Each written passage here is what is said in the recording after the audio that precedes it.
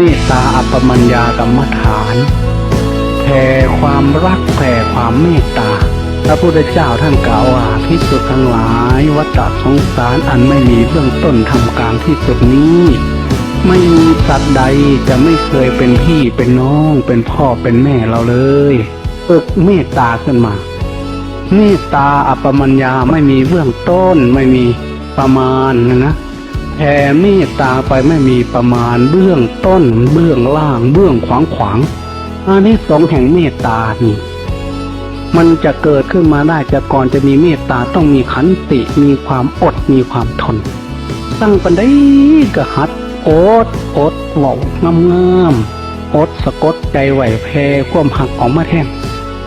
ดนเข้านานเข้าก็จะกลายเป็นมหาเมตตาขยายออกเทวดาก็รักคนก็รักคนเฮานี่หักกันย้อนความดีความงามความปากความเบา